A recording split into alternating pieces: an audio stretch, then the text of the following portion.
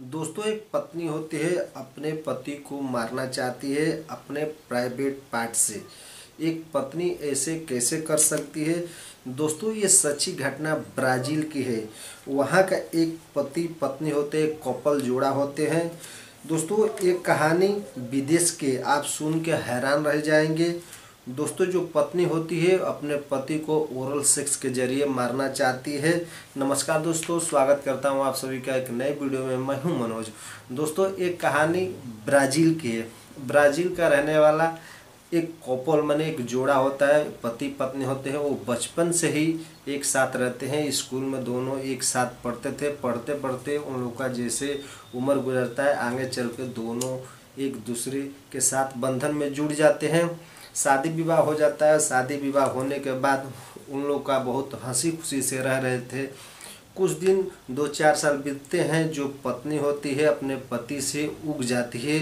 जो लड़का होता है उसकी अलग अलग फरमाइशें होती है, और जो पत्नी होती है उसकी फरमाइशें पूरी नहीं कर पाती है। वो बहुत ही परेशान होती है। और जो लड़की होती है ये सोचती है कि कैसे करूं कि मेरा गला इससे छूट जाए।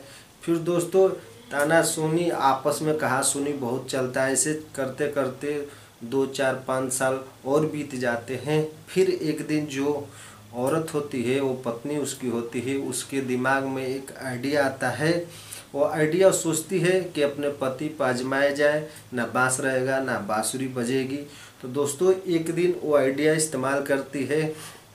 एक दिन सुबह सुबह का समय होता है। दोनों जोड़ा बैठे होते हैं नाश्ते के टेबल पर और नाश्ते कर रहे होते हैं।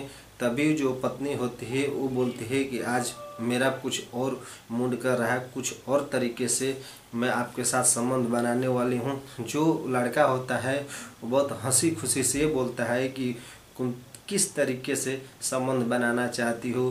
तो जो लड़की होती है वो बोलती है कि आज हम ओरल सेक्स करेंगे।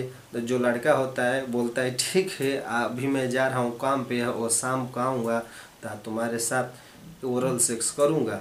एक कह के लड़का नाश्ता करता है और टिफिन लेके घर से नौकरी के निकल जाता है।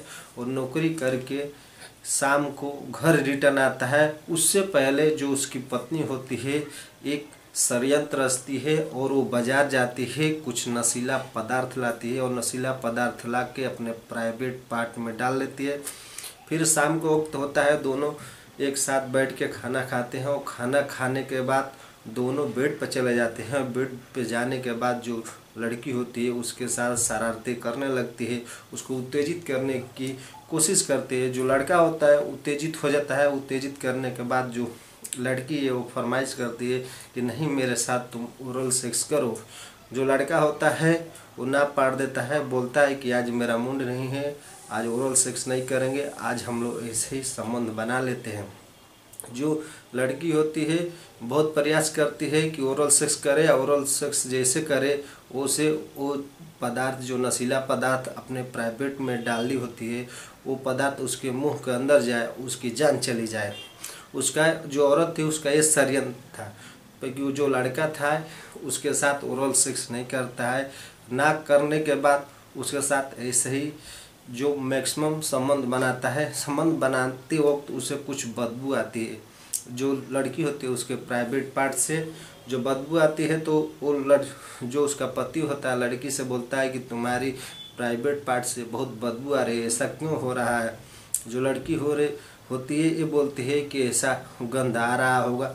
फिर उसको जो लड़का होता है विश्वास नहीं होता है, उसको जैसे तैसे करके उसके साथ संबंध बनाता है। और संबंध बनाने के बाद कुछ घंटे बाद जो नशीला पदार्थ, जो जहर अपने प्राइवेट पार्ट में जो लड़की डाली होती है वो दोनों पे असर कर जाता है। इधर लड़का बेहोश हो जाता है और लड़की ज़्यादा उसकी हालत गंभीर हो जाती है।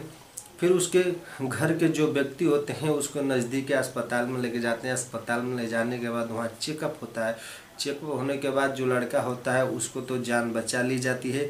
जो लड़की होती है उसके पूरी शरीर में अच्छी तरह जहर फैल जाती है। जहर फैलने की वजह से जो औरत होती है उसकी जान चली जाती है।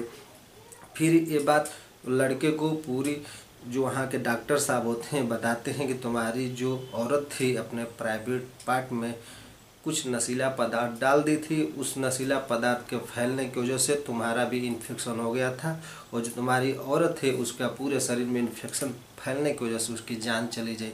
तो दोस्तों आप लोग से मेरा निवेदन है, मेरा मकसद ये नहीं है कि आप लोग को ठेस पहुँचाऊँ, मेरा मकसद है आप लोग को जागरूक कर सकूँ।